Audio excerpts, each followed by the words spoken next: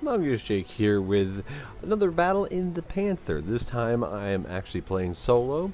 The previous video showcased me platooned up with my wife and our friend Rainershine. This time I'm going to be soloing the Panther on the Fjords map, and I am top tier. The other two battles that I showcased, both were with the Panther being down tiered. This case, I get to be aggressive. So as you see, instead of taking the typical spots up to the north, where you can contest either the middle or actually push the far northeast, I'm actually going to go all the way south and play almost as if I'm a heavy. At least that's my early intention.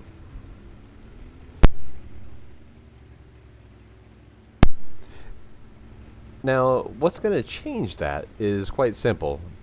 As you see here in a brief moment, there's no enemy down here. That'll pop up here shortly. Let me drive down there first. However, even with no enemy present, if you pay close attention to my spotting ring on the map there, you have the green, which is your ability to detect, your white detection, and the yellow maximum render. Well, if you notice, the green and white are basically synchronized. That's because my view range is over maxed out. I'm actually running a good enough crew, and with the optics I'm able to actually spot out to the max range. And that comes into play. I'm actually able to come down here. I spot a couple targets, and this Hellcat was spotted by a teammate, so I'm just going to keep beating on this Super Hellcat for a little bit.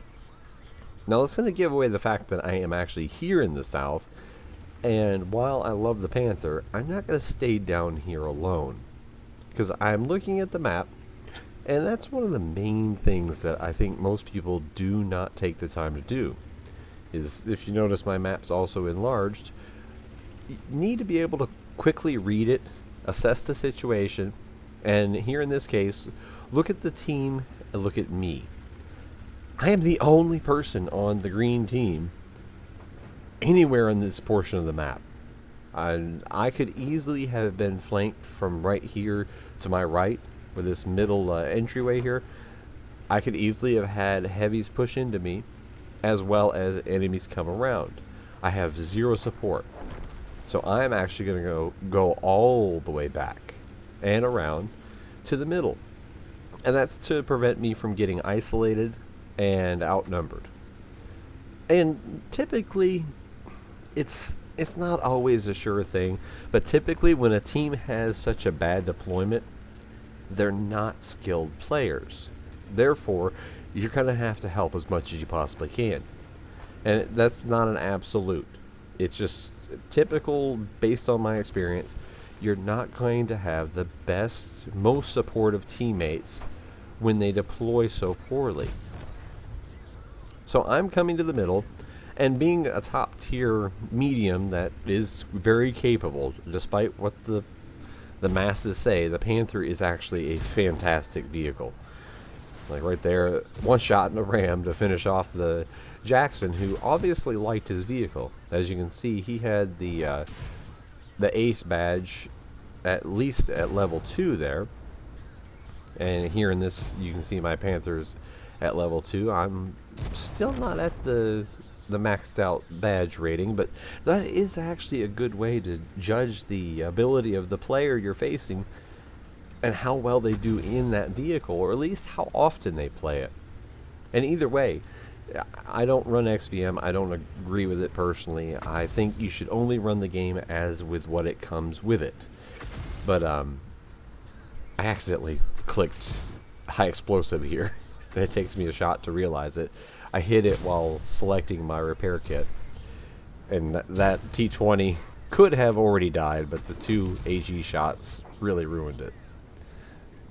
But I think personally that using what's in the game is all you should use. I know some people love their XVM and other mods. I just don't personally run anything. But as running a vanilla game, if you see somebody, this is just a side tangent here, but if you see somebody whose tank is all marked up with higher level decals on the performance rated ones, like the Ace, the Reaper, which you see there on the sword on my right side of the rear of the turret, that is based off of top guns and high calibers, which are, a reasonable expectation of how somebody can play. So that is something like I seen the Jackson there, and that's why I actually focused on him, was because he had that big badge right on the front. It also made for a good hold down cover there as well, using his vehicle.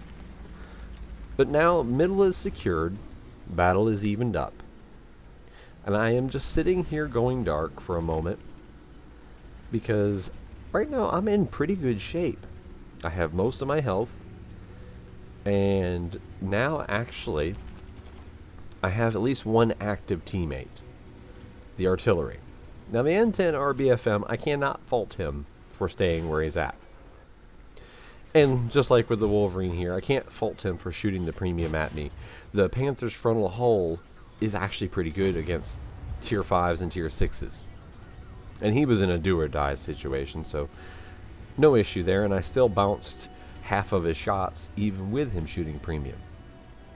It might have been somebody who's auto-aiming, but the Panther's turret and hull can actually bounce a decent amount of the US 76mm ammo, especially if they fire standard, so again, I can't really fault him.